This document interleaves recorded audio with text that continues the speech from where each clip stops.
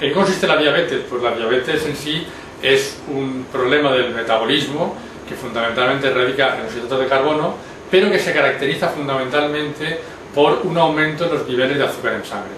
Ese aumento en los niveles de azúcar en sangre puede dar o no una serie de síntomas, pero al cabo del tiempo va a ocasionar una serie de problemas que tratan por tanto de afectar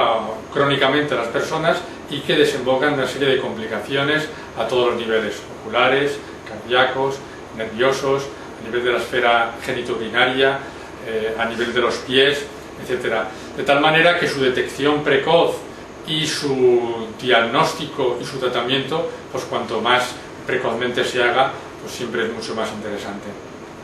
¿Cómo diagnosticamos una diabetes? ¿Cómo se puede detectar? Como he dicho, se manifiesta fundamentalmente por un aumento de los niveles de glucosa en sangre, con lo cual,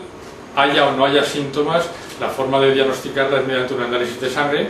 en el cual se detecte que los valores de glucosa en sangre están elevados.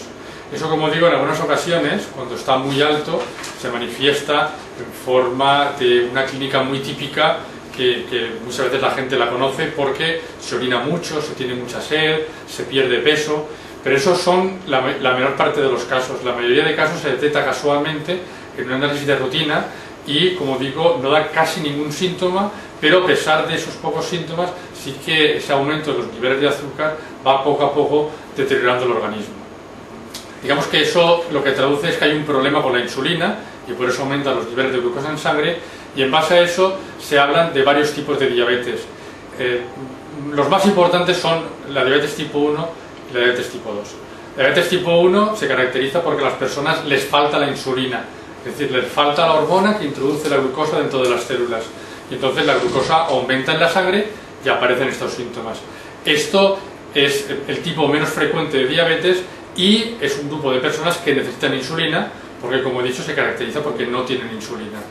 La mayor parte de los diabéticos y el mayor aumento en la prevalencia de diabetes está ocurriendo a raíz de la diabetes tipo 2, que afecta a más del 90%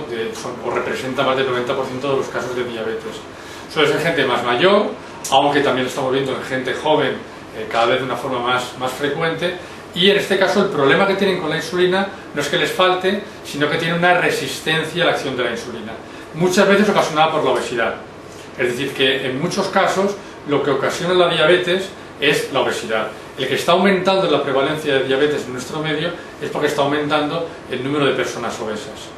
De tal manera que esas personas muchas veces no dan prácticamente síntomas y se detecta en un análisis de sangre.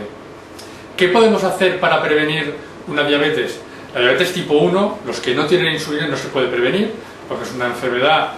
con un condicionante a veces genético en el cual se destruye las células productoras de insulina y ese paciente irremediablemente en estos momentos está abocado a tratamiento con insulina.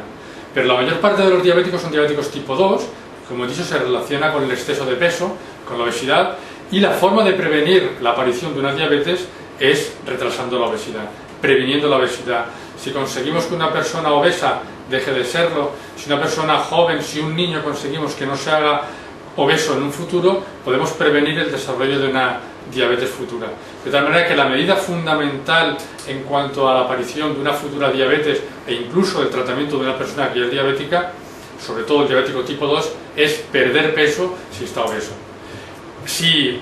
con esas medidas, a pesar de ello, se desarrolla la diabetes, pues lógicamente la recomendación va a ser que se ponga en contacto con su médico de atención primaria, que en función de unos protocolos que aquí en el Hospital General tenemos ya establecidos, los seguirá visitando en la atención primaria o lo irá derivando a los diversos escalones asistenciales hacia el endocrinólogo del hospital, hacia el endocrinólogo del ambulatorio, en donde recibirá la atención que se considere oportuna, recibirá el tratamiento prescrito, y una parte muy importante a la cual prestamos una atención especial es el tema de la educación diabetológica.